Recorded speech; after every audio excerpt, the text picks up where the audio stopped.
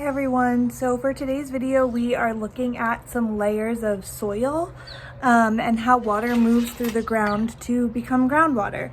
So this is our sample soil that we have. You can see the layers. It has sand, gravel, clay, and then another layer of gravel on the bottom. I'm going to add water and we can see how water moves through the layers of the ground. So I am using gravel at the base, and then next will be some clay. This is in a powder, so it's not like the clay that you're used to molding with your hands. We'll go back and we'll do more gravel and then sand on the top. So it will look like this when we're all done, and I will explain what this is in the next video. Okay everybody, I'm gonna add some water. Let's simulate some rain. And it's okay if I get some on the table because we're outside.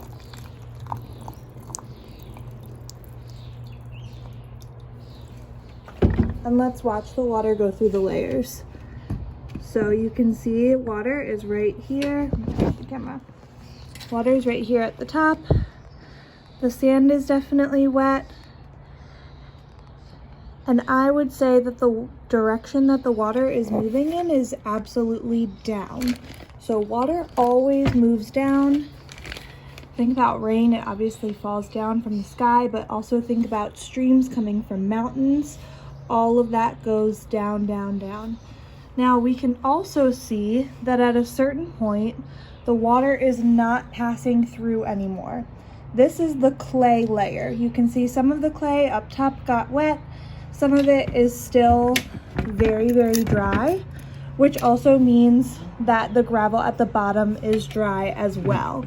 So that has to do with the size of the clay pieces versus the size of the gravel. The sand is also larger than the clay. So the sand is large enough to let water go through. The gravel is large enough to let water go through. The clay is not large enough to let water go through. It is blocking the water. All right, everybody, the last part of this experiment is to put a Petri dish up top and then close the lid. I just wanted to show you it is a little wet on the back because the sand is wet, but it is now fully dry on the inside. And you should predict what will happen next time you see this. What do you think will happen with the layers of the clay? What do you think will happen with the Petri dish, the sand?